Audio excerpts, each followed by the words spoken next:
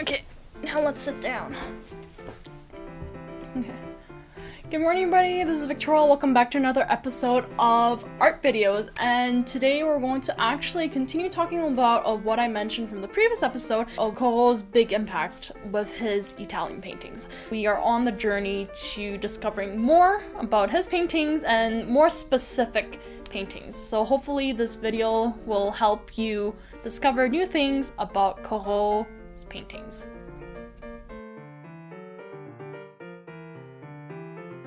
Let's actually start with how did Corot incorporate the old masters into his paintings, and kind of taking a look to see what exactly did Corot take and learn from the old masters. So the two main examples that we're going to look at is basically Corot's bridge at Narni. And the other painting that we're looking at is from Jean-Joseph-Xavier Bidauld. I think so. I did the X Xavier, or I think this is probably just Xavier Bidauld, but he is a artist from a little bit earlier on. He did mostly classical painting, and he also did a painting of the city of Narni. Now, what can we see between these two paintings here? So, question number one is, which parts did he take and learn in order to incorporate it into his paintings? Particular parts, and whether if it's the tree or the building or like the landscape and all that stuff. So we're gonna kind of jump in to see what he used, what looks similar but not the same out of the two paintings that we are looking at today. So now, for example, once we kind of take a closer look at both of the paintings over here, as you can see, the Bridge of Narni from Corot, the place was the same place as the classical painting by Jean-Joseph-Xavier Bidauld, and which he called the Augustan Bridge over the river of Narni. So slightly bit different name though, but at least we kind of see here that Corot and Bidauld had the same scenery.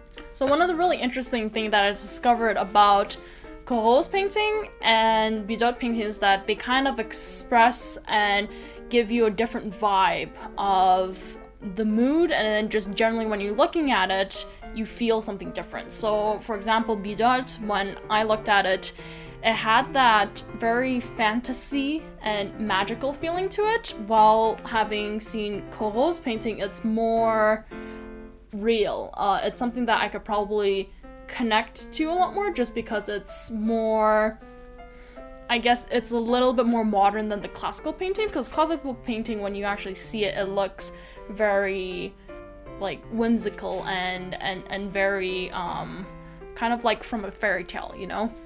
So that's one of the things that I've noticed out of the two paintings, where even though they are painting the same location, they kind of did a great job at expressing different feelings and different moods and different expressions out of the two paintings. So one has a little bit more of a fairy tale slash magical and fantasy feeling, where the other one has a more realist and more kind of a plein air painting. So it's more real, it's more kind of straightforward and not kind of made up.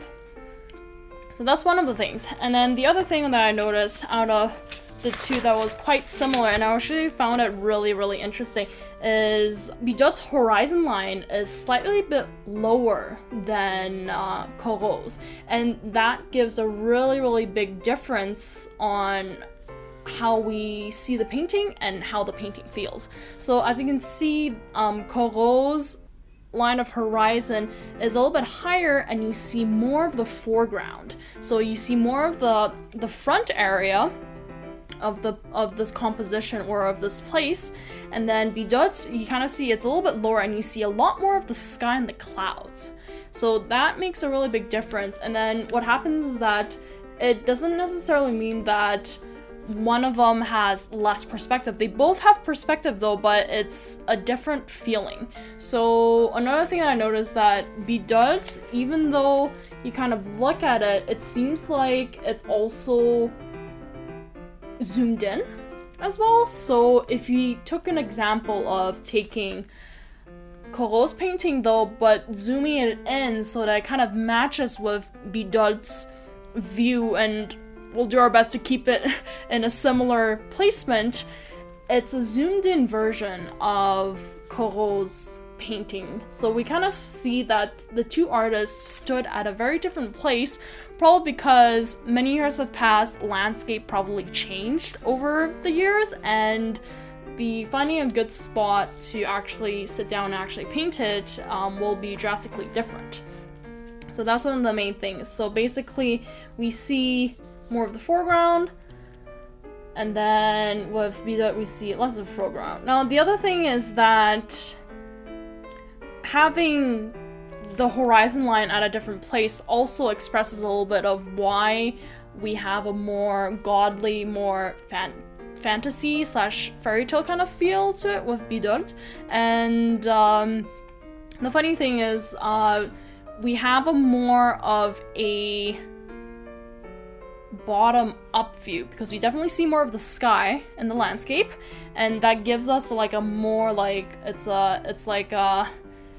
it's more of an open and magical way, where Corot was more of like a top to bottom kind of view. So with that, we can relate to it, because when we actually go for a trail walk, or when we trying to go hiking in the mountains or in the canyons and stuff, and for example, this place must have been a really big adventurous place for the artist, is that it's okay, you kind of stand there and you kind of look more from, you're on top and you're gazing down to the bottom. So that's why you have like all that perspective in the front in Corot's painting compared to Bidauld's painting. Now the other thing that I noticed that was like really interesting is Corot has a more dynamic perspective, while Bidauld is more like on the horizon, and it's kind of like if you were seeing it more further out. So the center of our focus is more focused on the mountains or the horizon area, just because where it's placed, and then Corot's you kind of pay more attention in the front ground, because you kind of enter from the front and you kind of gradually go and see, and it kind of guides our gaze through the painting that way. The other thing that was like really interesting between the two paintings is that the contrast in lighting. So the lighting was slightly a bit different because the painting was done in two different times of the day. You see Bidauld's where it's more like a sunset, so you have more of the foreground in darker shadows, and then you have a backlit lighting effect. So basically Bidauld's paintings had, or like the objects in the foreground had more of like a silhouette effect to it, where Corot is more like during probably in the middle of the day with very, very strong, harsh, direct sunlight, and it's more warmer, and then the foreground is a lot brighter. So that's a really interesting difference that we kind of see between the two paintings, and it gives a really different feel to it. So despite it being the same location, you can express very different moods and colors depending on how you present it. So that was actually really interesting that I discovered after staring at the two paintings for a very long time. Also, the bridge looks a little bit different. So we're going to talk a little bit about on the objects and how they place their objects and the bridge. So the bridge is probably the main subject of this piece of painting for both of them.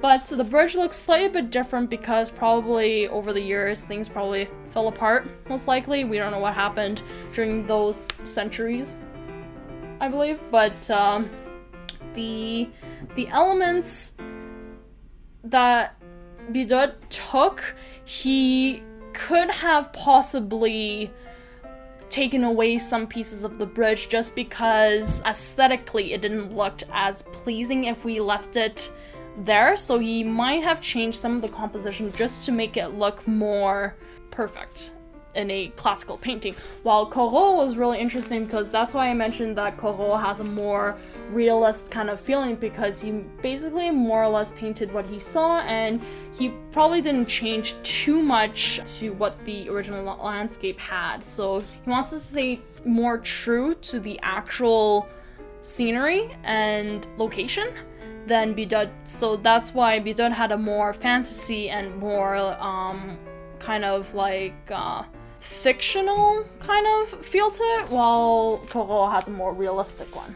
Oh, and also the other thing that I noticed that the mountain, the clouds are probably the ones that look the most similar, I would say.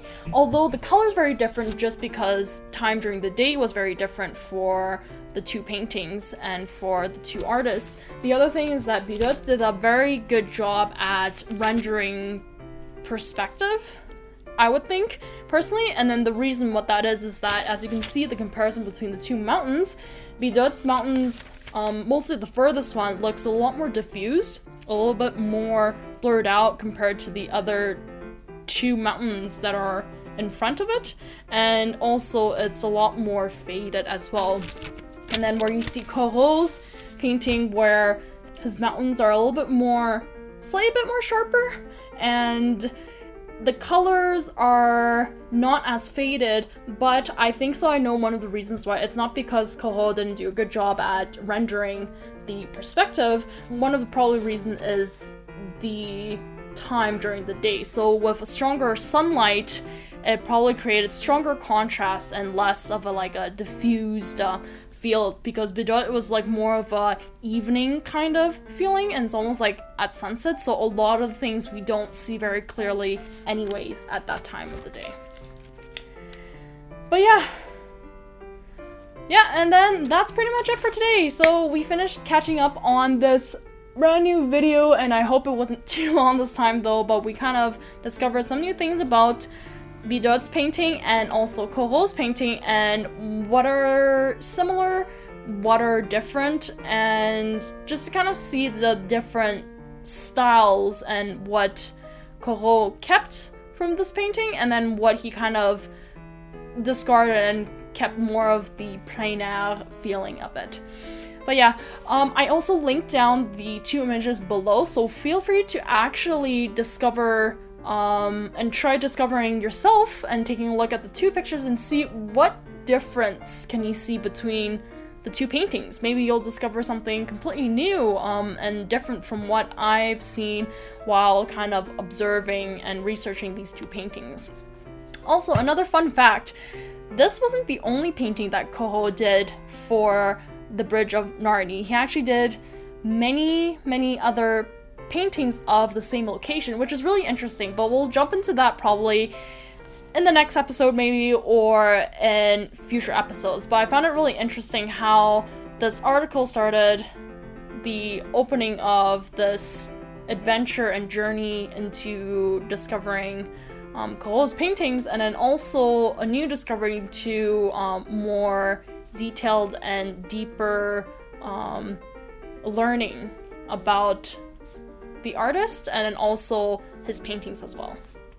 Okay, and that's it for today, but I'll see you guys again next time. I hope you enjoyed this brand new video, and I hope you guys learned something new and learned a new way of looking at Corot's painting and also Bidauld's painting, and then seeing and discovering new things that you might have not before. But okay, I'll see you guys next time. Take care, have a wonderful week, bye! We're gonna go ahead and jump into that today in this brand new series. I'm still kind of figuring out what I'm gonna call this new series. Hopefully I'll probably call it Discovering Art Together, or Discovering Art Club kind of thing though.